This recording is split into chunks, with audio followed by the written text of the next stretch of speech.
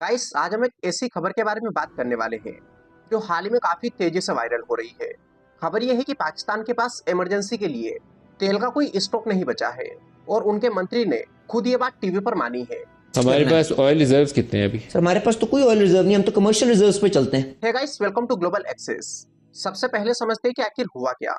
तो हाल ही में पाकिस्तान के पेट्रोलियम मंत्री अली परवेज मलिक एक इंटरव्यू दे रहे थे जिसमें इन्होंने खुलकर कहा कि पाकिस्तान के पास स्ट्रेटेजिक पेट्रोलियम रिजर्व्स नहीं है और उनके पास अभी सिर्फ केवल 5 से 7 दिन का ऑयल स्टॉक बचा है।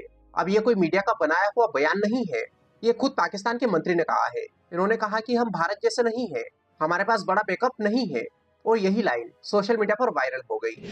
आप लाइसेंसिंग एंड कानून और इस गवर्नेंस रिजीम के मुताबिक उनको चला रहे थे। हम इंडिया की तरह नहीं है कि 60-70 डॉलर मेरे पास, 60-70 दिन का रिजर्व मेरे पास अपने पेन की एक सिग्नेचर के साथ मैं उसको रिलीज कर सकता हूं। और लोगों को लगा कि पाकिस्तान ने भारत की तारीफ की है, लेकिन असल में ये एक कंपैरिजन था जिसे हम आगे समझने वाले हैं।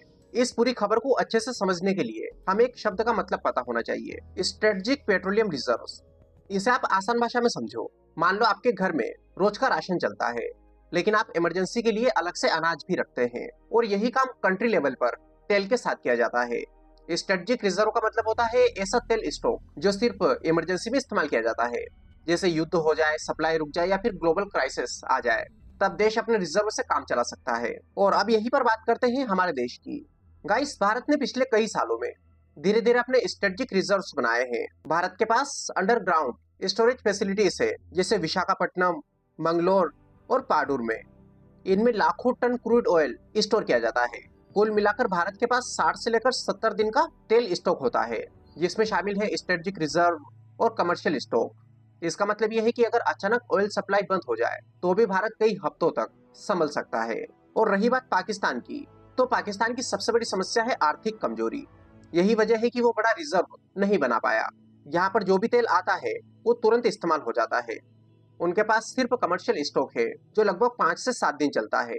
अब इसका मतलब सप्लाई अगर रुक जाती है तो यहाँ पे एक हफ्ते में ही क्राइसिस शुरू हो सकता है। हम जानते हैं कि इस वक्त मिडिल ईस्ट में तनाव बढ़ रहा है और ऑयल सप्लाई का सबसे बड़ा हिस्सा मिडिल ईस्ट से ही आता है, और एक बहुत इंपॉर्टेंट जगह यहाँ पर है स्टेट ऑफ हॉर्मुज। ये एक नैरो सा समुद्री रूट है, या यूं बोल सकते हैं कि दुनिया का सबसे अहम ऑयल रूट है, जहां से लगभग दुनिया का 20% ऑयल गुजरता है। अगर यहाँ पर टेंशन बढ़ता है और ये रास्ता अगर बंद होता है तो ग्लोबल सप्लाई पर इसका सीधा असर होता है, और इसी डर की वजह से पाकिस्तान के मंत्री ने ये बयान दिया है। गाइस, जब भी ग्लोबल टेंशन बढ़ता है तो ऑयल प्राइसेस तुरंत बढ़ जाते हैं। हाल ही में हमने देखा कि ऑयल की कीमत 100 से लेकर $120 पर बैरल तक पहुंच गई। इसमें और भी ज्यादा बढ़ोतरी हुई। अब जिन देशों की इकोनॉमी कमजोर है उन्होंने इसका सीधा असर झेला, उनको ज्यादा नुकसान हुआ। ऐसे में उनको तेल महंगा खरीदना पड़ा और उनके पास बैकअप प्लान भी नहीं होता है, जिससे उनकी प्रॉब्लम और भी बढ़ जाती है। और यही इस वक्त पाकिस्तान के साथ हुआ।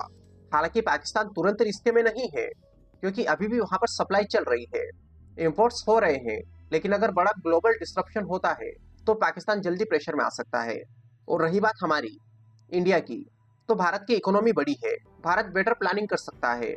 यहाँ पर स्ट्रेटेजिक रिजर्व्स है और सप्लाई को भी भारत डाइवर्सिफाई कर सकता है। लेकिन पाकिस्तान की इकोनॉमी कमजोर है, रिजर्व्स नहीं है, वो इंपोर्ट्स पर ज्यादा डिपेंड है। और यही असली फर्क भारत और पाकिस्तान में है। और रही बात पाकिस्तान के मंत्री के द्वारा भारत की तारीफ की, तो उन्होंने खुलकर भारत की तारीफ नहीं की है, ये उनकी मजबूरी है। उन्होंने भारत को एक एग्जाम्पल के तौर पर पेश किया ताकि वो अपनी स्थिति को एक्सप्लेन कर सके। और एक और जरूरी बात, भारत भी पूरी तरीके से अभी सेफ नहीं है, भारत भी ऑयल इंपोर्ट करता है। ग्लोबल प्राइसेस का असर भारत पर भी पड़ता है, लेकिन फर्क यह है कि भारत के पास टाइम है और पाकिस्तान के पास टाइम बहुत कम है। फिर इसके बारे में आपको क्या लगता है? आप क्या सोचते हैं? अपने विचार कमेंट बॉक्स में बताइए। वीडियो पसंद आए तो लाइक करिए, चैनल पर नए हो चैनल को सब्सक्राइब कर लीजिए। इसकी पीडीएफ आप टेलीग्राम से डाउनलोड कर सकते हो, लिंक आपको डिस्क्रिप्शन में मिल जाएगी। सो चलिए, wish you all the very best. Thank you so much.